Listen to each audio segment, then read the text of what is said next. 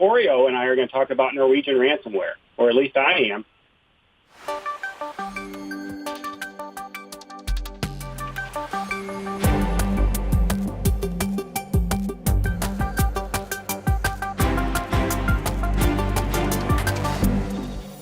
Hey John, I hear you have a very interesting story for us today. Yeah, I do.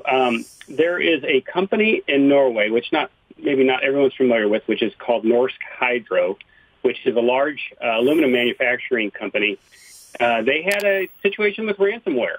In particular, we think it's Locker Goga, which is a fairly new version of a ransomware. Their local manufacturing was kind of shut down. They did shut it down. They told people not to connect, do all the things you're supposed to do. And then, they started evaluating, what do they do about the ransomware? And what do we tell people? Don't pay it. Right. I mean, that's the best industry practice right now, is not to pay it. And they chose not to, which is great. There is no guarantee that if you paid the ransom, that A, that you'd get your files back, or B, that the infection wouldn't really present itself again. So have they announced what they actually lost, or did they lose anything, or what was actually affected, right? Was it HR, or was it their development? Really, they're being fairly generic. So they're kind of saying that it's their operations. Okay.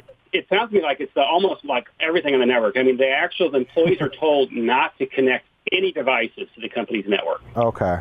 A lot of these manufacturing businesses don't have quite the same level of cybersecurity expertise as others, and not to knock them, but they just don't think about it sometimes when you're doing manufacturing to have a whole cybersecurity staff, to have a lot of training on cybersecurity. I guess another way to think about it is, these big machines that are used for manufacturing or production, some of them are using these regular operating system subcomponents, which make them the same as a desktop, like a traditional Windows desktop. So as much as we would love to give credit to the bad guys about thinking how to hack some of these big industrial systems, sometimes it's easy because it just happens to be on the same flat network, and it's the same subcomponents with the spreading.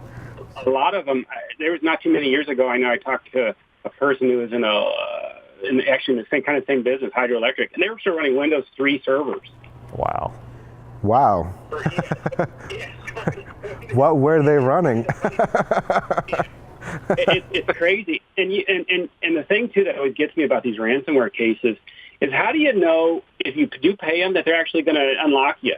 If you're ever in a situation where you're faced with ransomware, you have to to do a very careful thought process and probably start thinking about how did the malware get there in the first place. And you probably want to make sure you got that button down before you consider these other things like, should I pay the ransom or not?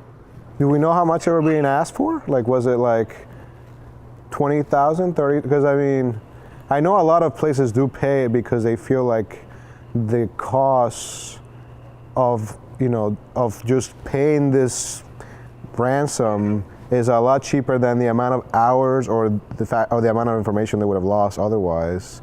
So maybe to them it was, nope, not worth it. We're gonna use our backups. Doesn't matter how long it takes to come back. Yeah, and I haven't heard, exactly the dollar amount. Usually it's, like I said, the few cases I've seen, it's not a lot generally. Right. But it is enough that, you just don't want to pay it, Right. It is very important to keep good backups. If you have good backups, then you can, for sure say, we don't care that you encrypt our stuff, we're not gonna pay you, we're gonna fix the vulnerability and just restore and move on from this incident.